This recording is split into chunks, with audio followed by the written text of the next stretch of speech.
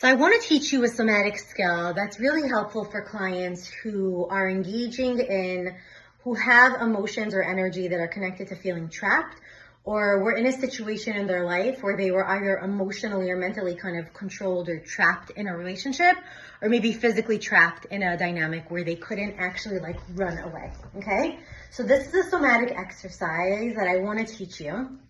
I'm going to be using a chair, and I want to show you what a client will be doing. Well, actually, I'm going to be using my sensory ball that I use for a lot of clients, and I want to just show you what I actually teach clients to do or encourage them to do when we're in a session. I am barefoot because I want you to see my feet, but this is what we're going to do. If I'm in a session with a client and we're working with a memory of feeling trapped, or we're working with a memory of needing to run away or get away from a situation, we set up the session, and as we're working on the core emotion or the belief, right? The belief might be I'm trapped, or I'm in danger, or I'm stuck, right? What I encourage them to do is to, after obviously I set up the fact that there's an adult, there's dual awareness, there's an adult in the room, and there's the child in the room, or there's the part that went through that experience, or maybe it's a recent experience, okay?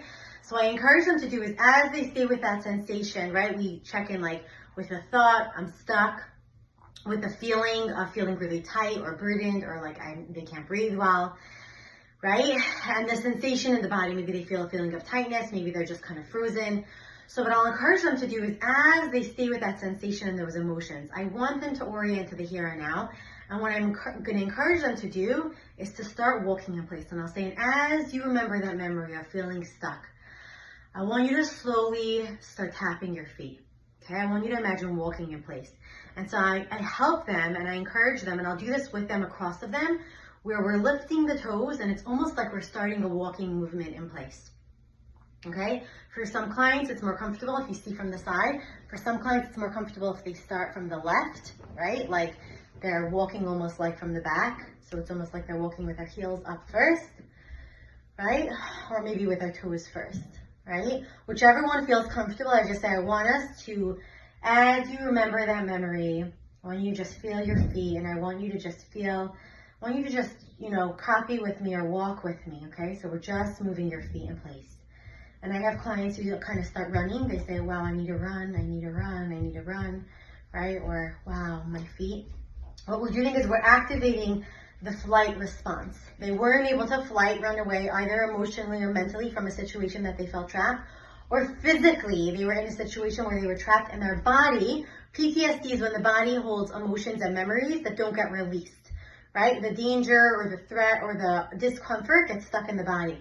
We're helping to release the stuckness that got trapped in the body back then. This could be 3 months ago, or this could be 10 years ago, right? But you're making sure, obviously, that you're tending to the memory and the part that was in the memory, or the emotions and the sensations.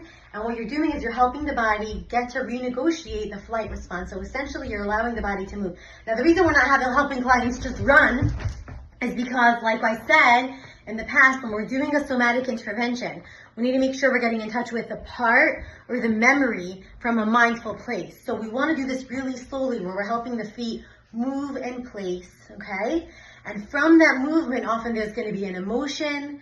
There might be some tears. There might be, oh my goodness, I see that 10-year-old and she's actually running, right? I had a client once say she just started crying and she's like, oh my God, it was so sad. It was so sad. I feel so sorry for her. She had nowhere to go. She had nowhere to go, right? And in the therapy room, I said, okay, and does little Sally see that I am here, Esther, and that big Sally, 39 years old, are right here with her, are right here. And we see her, and we see her running, and we're saying, and what does she need? What does she need to hear? What does she need to know? And then that Sally at 39 said, it's okay, little Sally, keep walking, keep walking. We're going to get you to a place of safety, right? You're not in that situation anymore. It was very scary then.